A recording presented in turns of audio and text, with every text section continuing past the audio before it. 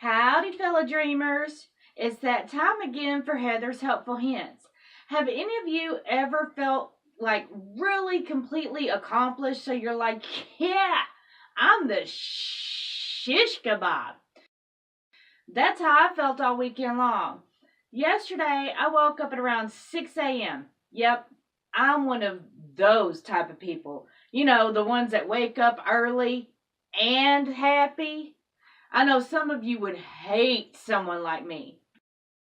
Anyway, every year around this time of year during fallback and spring forward, I always take care of what I like to call the honey-do's list. Mine is self-imposed. I call it the Heather Do's. Anyway, these are the things that need to be taken care of around your home at least on an annual basis, sometimes biannual basis. They can save you a lot of money in the long run. Unfortunately, it's a lot like mammograms and the prostate exams. They get forgotten. But I like to do them during the time change because it's a great reminder, hey, you got to get these things done.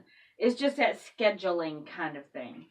But unless you're a handy person, hire somebody to take care of this stuff for you. I wouldn't want anybody to get hurt or to mess up whatever it is that I'm telling you need to get done.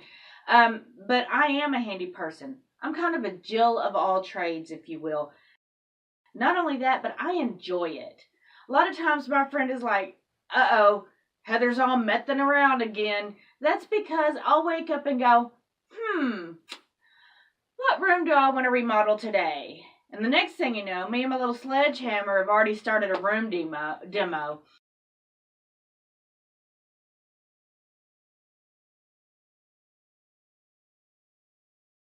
There's a quick rundown of all my past projects, before and after pictures. And as you can see, I'm happiest either dirty, about to get dirty, or with some kind of power tool in my hand that will invariably get me dirty. Anyway, I'm so off topic right now, it isn't even funny. So let me circle back to yesterday morning and the fallback fix-ups and kind of a quick little rundown of my day.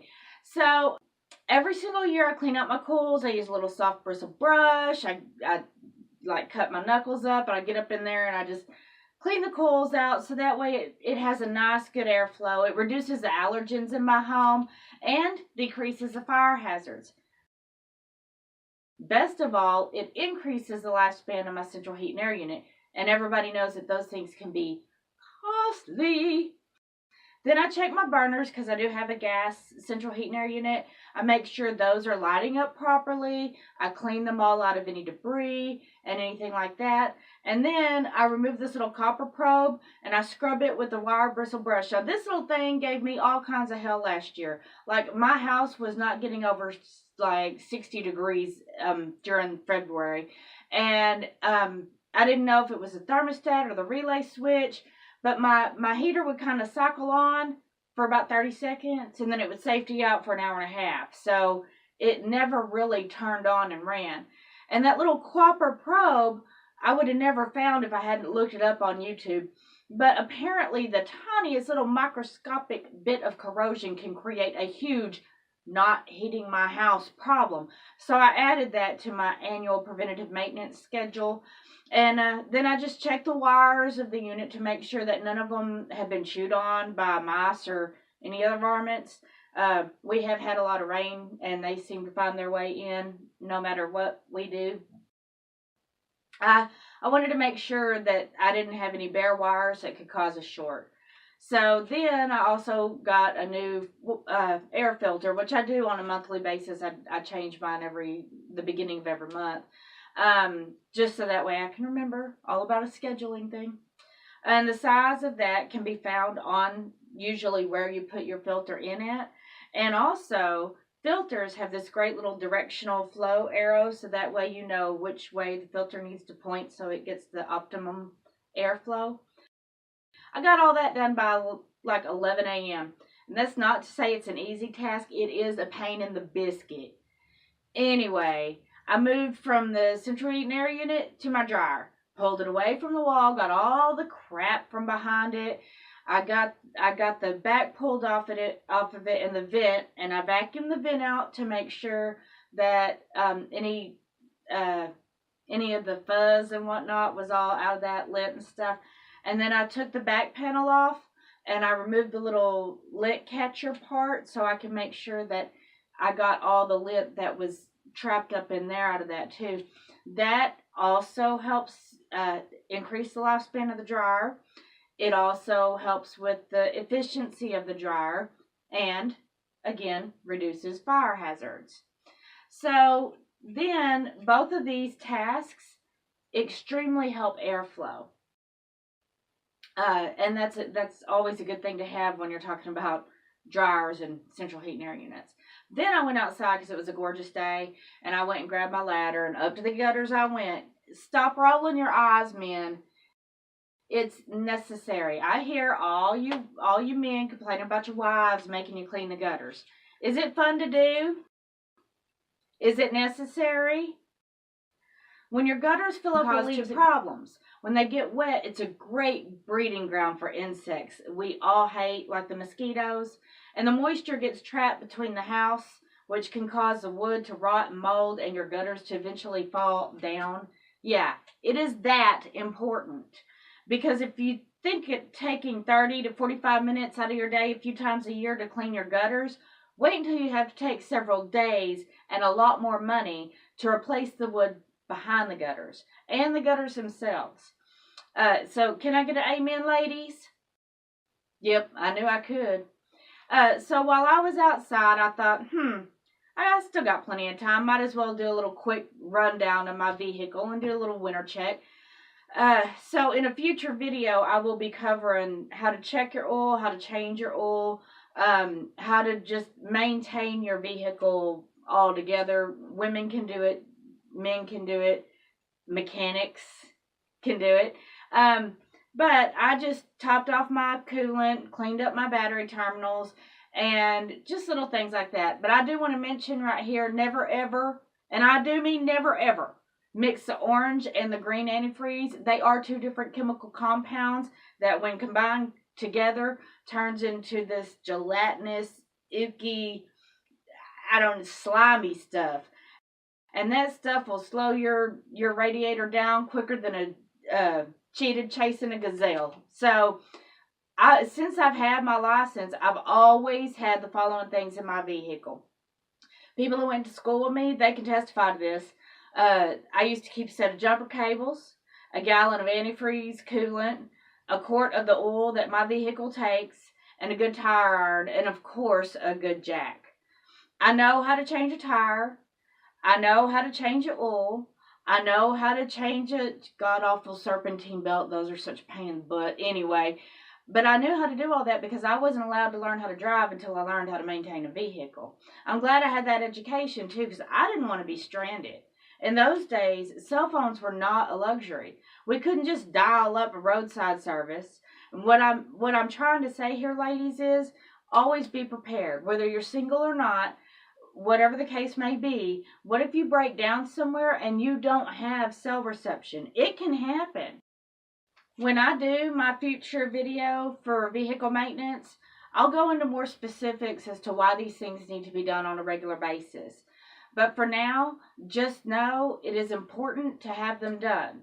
If you don't know how to do them yourself, then take them to a mechanic and just have a regular maintenance done on them. The last quick thing I did while I was outside, even though Texans don't really have to think about it all that much except for February, is I changed the insulators on my water faucets, and then I commando crawled under my house to check the insulation on my pipes.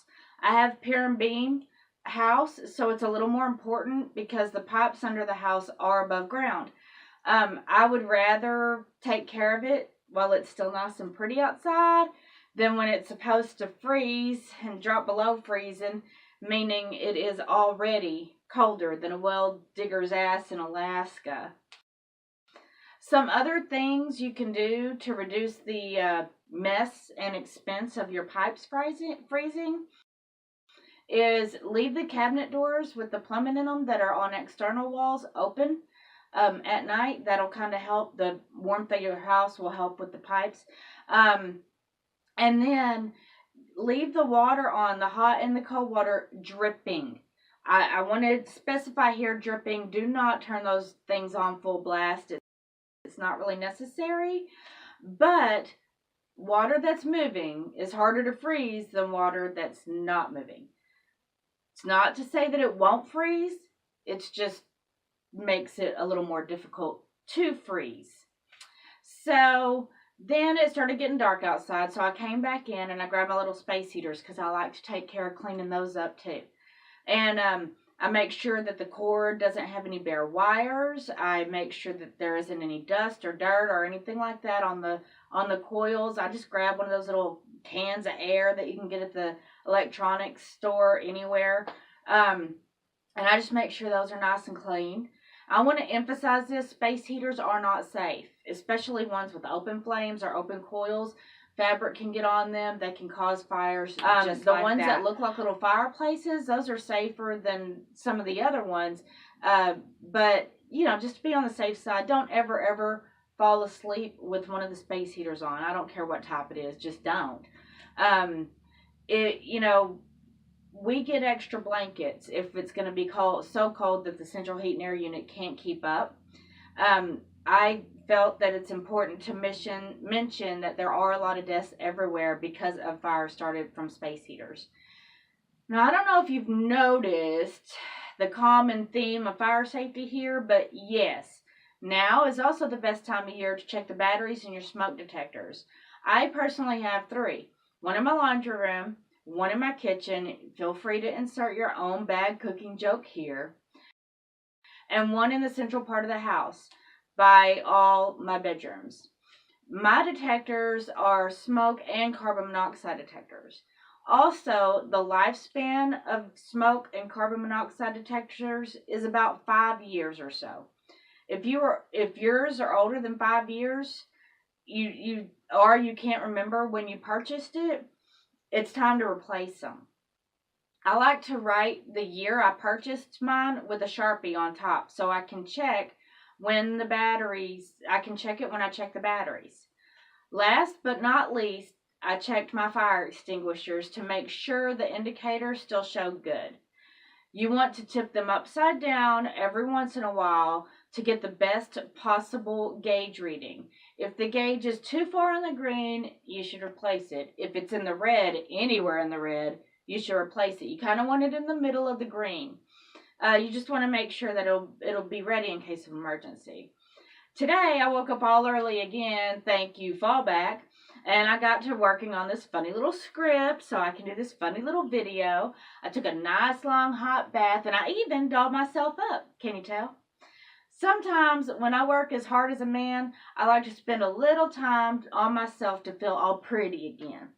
After recording the video, I will spend a few hours, because I'm new, editing it so it isn't just some hick chick talking funny.